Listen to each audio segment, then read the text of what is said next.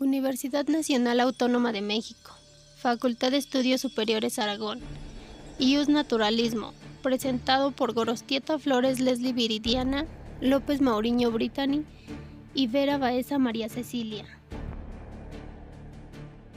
El IUS Naturalismo nos dice que hay principios morales o de justicia universalmente válidos y asequibles a la razón humana. La tesis dualista del derecho nos dice que un sistema normativo o norma no pueden ser calificados de jurídicos si contradicen aquellos principios morales o de justicia. Por lo tanto, el ius naturalismo es una doctrina filosófica cuya teoría parte de la existencia de una serie de derechos que son propios e intrínsecos a la naturaleza humana. Asimismo, el ius naturalismo afirma que las leyes positivas, aquellas que rigen las normas de un Estado, también están relacionadas con el derecho natural, que, de una u otra manera, busca imponer el orden de la existencia humana y la justicia de manera coherente.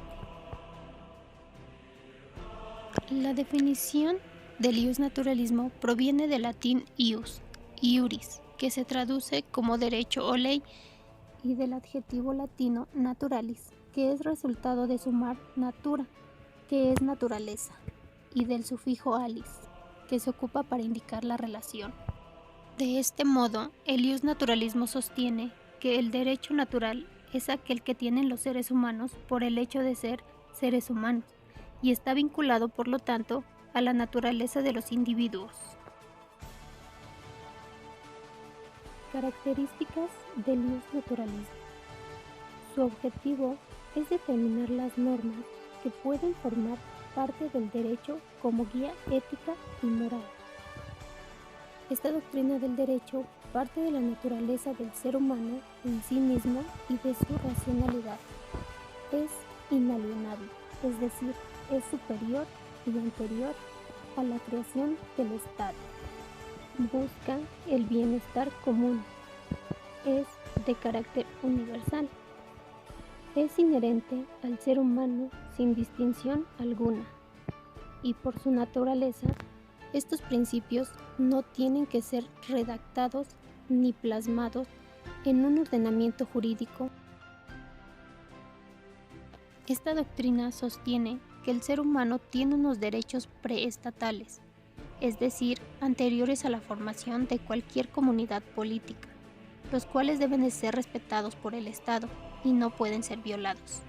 Esto quiere decir que los derechos inalienables y subjetivos de cada ser humano son los dispositivos que permiten la creación del Estado, dado que es cada individuo el que decide racionalmente entregar a un tercero regulador una fracción de su autonomía y soberanía, para que éste le asegure el disfrute de sus otros derechos y además se abstenga de atacarlos arbitrariamente. Esta doctrina nace como respuesta a los abusos de poderes cometidos por el poder absolutista frente a los súbditos. Los principios básicos del ius naturalismo son la moral, que proviene del latín moris, que significa costumbre, y este se refiere a valores y normas preestablecidos que rigen una sociedad para actuar adecuadamente. La moral no es subjetiva, ya que atañe a los individuos con los cuales existe esta conexión. La justicia, que proviene de tutia más ius, y que quiere decir lo justo en derecho. La justicia permite o prohíbe ciertos patrones de conducta en bien de la sociedad. Y el objetivo, el cual no está sujeto a la interpretación individual, sino está referido a los rasgos reconocidos de un objeto en sí mismo, susceptibles de ser observados, medidos y comprobados. Existen tres tipos de ius naturalismo. El primero es el teológico, que sostiene que el derecho natural es aquella parte del orden del universo originado por un Dios que es accesible a la razón humana. El segundo es el racionalista, que sostiene que el derecho natural no deriva de los mandatos de Dios, sino de la naturaleza o estructura de la razón humana. y el tercero, que es la naturaleza de las cosas, que sostiene que ciertos aspectos de la realidad poseen fuerza normativa y constituyen una fuente de derecho a la cual debe adecuarse el derecho positivo. Dentro de este pensamiento teológico destaca Santo Tomás de Aquino, el cual sostiene que para que un acto humano sea bueno es necesario seguir la ley moral natural, y es de ese modo que la ley se presenta como obligatoria. La principal aportación filosófica de Tomás de Aquino es su metafísica del ser como fundamento de la realidad. Junto a esto, Tomás destaca por su ética de las virtudes y por su enciclopédico desarrollo de la filosofía aristotélica y neoplatónica. Entre otros frutos de su trabajo, Tomás de Aquino inspiró la doctrina del derecho internacional, los derechos humanos y la soberanía política popular desarrollada en el siglo XVI. Un principio básico de la filosofía del derecho de Santo Tomás es el que postula que todas las leyes positivas, cuando son racionales, se derivan de la ley natural. Para él, el derecho natural es el principio normativo del cual las reglas de la justicia humana toman su fuerza obligatoria. A esta manera de derivarse lo justo positivo desde la ley natural se le conoce como derivación por determinación.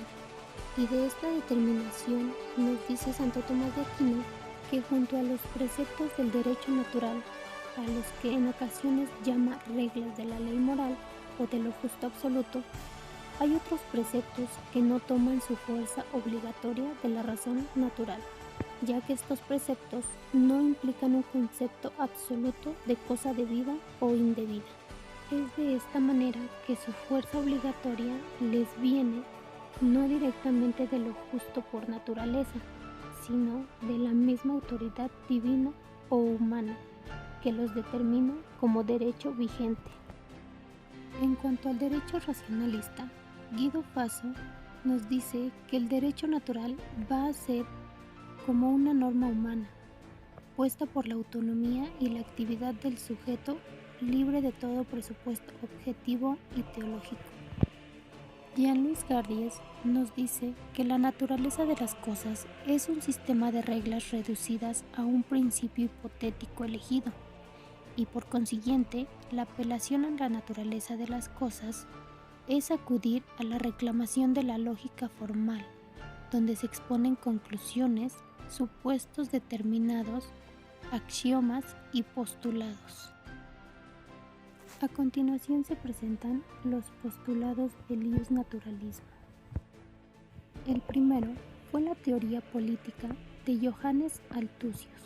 Su discurso, siguiendo el modelo de la política aristotélica, fue concebido como una teoría de la Constitución. Su discurso nos dice que el poder constituyente, originario de la consociación, es el núcleo del pacto social y luego de la Constitución. Por consiguiente, solo la comunidad tiene el derecho de derogar o reformar parcial o totalmente la Constitución. Este pacto social establece que la transferencia de derechos del pueblo a los magistrados tiene como función la mera administración y preservación de la consociación, pero no su propiedad o dominio. El contrato romano del mandato sirvió de base a Althusius para su teoría del pacto social. El contrato social tiene un basamento en la consociación conyugal y familiar. El siguiente es la teoría de Grocio, que es la idea de un orden natural en el cual el hombre podía descubrir a través de su razón. Para Grocio, el derecho natural subsistirá aun cuando no hubiese Dios o aun cuando éste no se preocupe de las cosas humanas.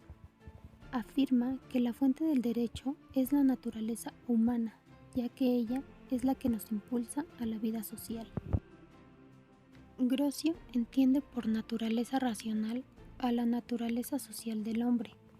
Es por este motivo que la señala como fuente adicional del derecho natural, y da a conocer el derecho natural de dos maneras: a priori, cuando se halla conformidad o disconformidad de una cierta cosa respecto de la naturaleza racional o social, y posteriori, cuando es alguna tradición cultural arraigada. También destaca Grocio el pacta sunt servanda, ya que para él los pactos se tenían que respetar, pues si se admitiera que es lícito el poder romper los contratos, la sociedad no sería viable. La siguiente es la teoría de John Locke. Esta teoría es profundamente teísta y sostiene que los hombres son propiedad de Dios. Bajo este aspecto, requiere probar que Dios existe, que ha creado a los seres humanos esencialmente racionales, que hay un deber de las criaturas de obedecer las órdenes de su Creador y que la razón puede derivar los principios generales de la conducta moral de su conocimiento de la naturaleza humana y divina. Por otro lado, introduce las relaciones económicas entre los hombres en el estado de naturaleza. Para él, la sociedad natural es la sociedad económica, en la que todos los individuos son partícipes de un mercado con división de trabajo. La siguiente es la teoría de Thomas Hobbes. Fue un filósofo inglés que nació en Westport, Inglaterra, en 1588 y falleció en Hardwicke en 1679. La filosofía de Hobbes se basa en que las leyes que rigen el comportamiento humano son las mismas que rigen el universo y son de origen divino. De acuerdo con ellas, el hombre en estado natural es antisocial por naturaleza y solo se mueve por el deseo y el temor. Su primera ley natural, que es la autoconservación, lo induce a imponerse sobre los demás, de donde se deriva una situación de permanente conflicto, la guerra de... Para Hobbes, el hombre, antes de formar la sociedad civil organizada, vivía en estado de naturaleza, sin costumbres consideradas leyes ni normas positivas. Y en este estado, el hombre goza de todos los derechos, pero a la vez de ninguno, porque los suyos se superponen y chocan con los de otros. Por consiguiente, el hombre, en estado de naturaleza, sin sociedad civil, vive en estado de guerra permanente. Es la lucha de todos contra todos. El hombre es un lobo para el hombre. La siguiente es la teoría de Jean-Jacques Rousseau. Rousseau fue un filósofo suizo que nació en Ginebra, Suiza, en 1712 y murió en Hermenonville, Francia, en 1778. Rousseau sostiene que para el hombre el estado natural es amoral y por tanto ni bueno ni malo, pero cuando ingresa en la sociedad civil se torna corrupto. Para Rousseau, la evolución del hombre es un proceso de degradación. El mal es el resultado exclusivo de la acción del hombre, que sin embargo puede por su voluntad modificar su destino. Teoría de David Hume. Este empirista inglés se dedicó principalmente a destruir el sistema ius naturalista y atacó por lo menos a tres grandes ramas del sistema: la religión natural o racional, la ética racional y la teoría contractual y consensual de la política. Hume sostenía que es imposible una metafísica racional que pretenda mostrar la necesidad de la existencia de algo. Teoría de Edmund Burke. Edmund Burke nació en Dublín en el año 1729, durante la Ilustración, y desde su juventud entendió que la filosofía tenía una relevancia espacial para la política, ya que ayudaba a entender cómo considerar temas abstractos que se manifestaban a través de las multitudes y además establecía indicaciones morales a seguir, las cuales permiten proponer sistemas de orden social. Burke sostiene que el arte es la naturaleza del hombre y es su cuerpo artificial el que aporta todo lo que hay de moralmente estimable o incluso auténticamente racional en la vida humana. El objetivo principal del iusnaturalismo fue, al igual que otras corrientes revolucionarias, otorgar derechos al hombre, derechos que le permitieran al hombre un poder moral para hacer, omitir o exigir algo. Estos derechos se les han otorgado por igual a todos los seres, pero por desgracia, muchas veces son violados al obstaculizar su ejecución, obstaculizando así el objetivo principal del iusnaturalismo. Fueron tres los grandes principales representantes del iusnaturalismo, que son Sócrates, Platón y Aristóteles. El primero fue Aristóteles, que nació en 1033 y fue originario de Aosta, Italia. Aristóteles sostenía que la perfección de la forma natural era al mismo tiempo el fin de toda actividad práctica. La naturaleza de una cosa es su fin, eso que cada cosa es una vez terminado su proceso de realización. Según Aristóteles, el hombre en potencia para el desarrollo de las perfecciones que convienen a su forma, alcanza su plenitud de naturaleza dialógica en su viva comunicación con otros hombres. Aristóteles sostiene que donde se hallan una cantidad de hombres libres e iguales en comunidad para el fin de la plena autosuficiencia, es allí donde encuentra el derecho su realización más plena. Para Aristóteles debe prevalecer el orden y ceder la ley, la cual debe ser corregida mediante equidad. El siguiente representante es Platón. Platón plantea la república y la plantea en dos dimensiones: el mundo de las realidades que se pueden percibir a través de los sentidos y el mundo de las ideas que se percibe por la razón, es decir, la verdadera realidad son las ideas. Solo adquieren opinión los que captan racionalmente las ideas y también adquieren lo verdadero. Platón también sugiere 5 formas de gobierno. La primera es la aristocracia, conformada por los sabios en un sistema paternalista. La siguiente es la timocracia o timarquía, establecida por guerreros que se hacen amantes del negocio y la fortuna. Después tenemos la oligarquía, gobernada por los ricos. La acumulación de riquezas los lleva a los placeres. La siguiente es la democracia. En ella todos son iguales, pero es corrompida por los excesos y el libertinaje. Y por último, la tiranía, que es un gobierno por un tirano, un hombre audaz y violento. Para su composición de las leyes influyeron sus experiencias personales. Es por ello que Platón afirma que de cuantas cosas posee el hombre próximo a los hombres, su alma es la más divina y es su más verdadero bien. El último representante es Sócrates. Sócrates creía en la supremacía de la ley. Esta debería estar por sobre todas las cosas para que existiese el orden necesario en la vida. Además, para este pensador, el fundamento principal de nuestro conocimiento se encontraba en la razón del hombre. Su filosofía coloquial consistía en jugar con las palabras del otro. No confrontaba directa y bruscamente las concepciones de los demás, sino que utilizando el pensamiento y razonamiento de los otros, les daba forma, las ordenaba de tal forma que parecía que ellos mismos habían descubierto la verdad que antes contradecían. Sócrates planteó una reflexión filosófica jurídica. Esta es la certeza de que la corrupción no está en las leyes, sino en los hombres.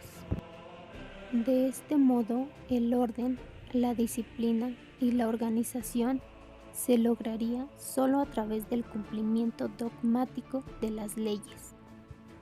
Y falleció creyendo que era lo mejor para su sociedad, para el orden y para la ley.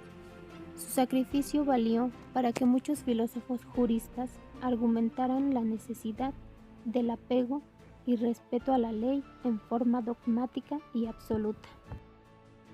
Ahora presentamos un caso actual centrado dentro del iusnaturalismo, el caso de Lupita N., a quien se llamó Calcetitas Rojas. La víctima, Calcetitas Rojas, Lupita N. Los imputados, Yadira N., madre de la pequeña, y Pablo N., padrastro. Fecha 18 de marzo del 2017. Lugar de los hechos, bordo de Xochiaca y calle 17, Colonia El Sol, Nezahualcóyotl. Hechos. En el lugar de los hechos antes citado, los vecinos de la colonia encontraron un cuerpo pequeño semidesnudo, con una cobija y unas calcetitas rojas. El cuerpo presentaba golpes, mordeduras y fracturas, una a la altura del cráneo, que fue la que causó su muerte. Durante 9 meses, el caso se mantuvo solo en la carpeta de investigación, pues no se localizaba a los feminicidas. Hasta que la hermana de la madre, Marina Medina, quien se percató de que su sobrina Lupita ya no llegaba a casa, y cuando acudía a preguntar por ella, su hermana la negaba, por lo cual decidió ir a las autoridades a denunciar el caso apoyada por sus padres. Los padres de la niña fueron detenidos y en las indagatorias revelaron que los hechos se dieron de la siguiente forma. En fecha 16 de marzo del 2017, por la madrugada, la niña Lupita orinó en la cama, lo cual causó la ira de su madre y su padrastro. Comenzaron a golpearla, por lo cual la niña lloraba, y eso desataba aún más su enojo. Por ello continuaron golpeándola hasta causarle la muerte, con un golpe en el cráneo. Al darse cuenta que la niña había muerto, se asustaron y decidieron tener el cuerpo en su casa un día. A la madrugada del día 17 de marzo, la sacaron y la arrojaron en un terreno baldío en Nezahualcóyotl. Un juez vinculó a proceso a los culpables y la pena ante tal hecho fue de 88 años ante el delito de feminicidio. Hechos anteriores al feminicidio. Ya se estaba entretejiendo la tragedia. La madre Yadira N. había sido arrestada por robo cuando la niña aún era una bebé, por lo cual la hermana de la madre, Marina Medina, se hizo cargo de la niña. Al salir la madre de prisión, volvió por ella, aduciendo que cambiaría. Otro hecho que enmarcaba el inicio de la tragedia es un video donde la niña de 4 años llega sola a casa de los abuelos diciendo que no había comido. Un testigo de los hechos, Alberto N., que describió a la mujer como adicta y mencionó que la madre le regaló a la niña. Él lo consideró broma, pero la madre no regresó y el testigo la tuvo en su casa unas semanas, hasta que la madre regresó diciendo que si la quería, le diera 20,000 pesos. Él lo consideró un delito y la madre se llevó a la niña. Hechos totalmente amorales. Es por esto que, siguiendo los principios básicos del iusnaturalismo, encontramos que dentro de lo moral, este hecho se encuentra fuera de la moral, ya que es un caso en el que una persona pequeña es violentada por personas adultas. Y en cuanto a la justicia, está prohibido realizar dichos actos. Lo justo en derecho es lo que recae en el siguiente artículo. Artículo 242 bis del Código Penal del Estado de México, que nos dice que comete el delito de feminicidio quien, por razones de género, prive de la vida a una mujer. Existen razones de género cuando se presente cualquiera de los siguientes supuestos.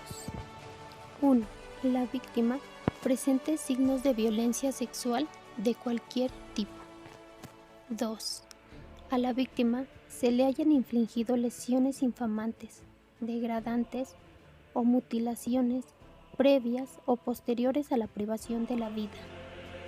3. Existan datos que establezcan que se ha cometido amenazas, acoso, violencia o lesiones del sujeto activo en contra de la víctima. Y 4. Que el cuerpo de la víctima sea expuesto, depositado o arrojado a un lugar público.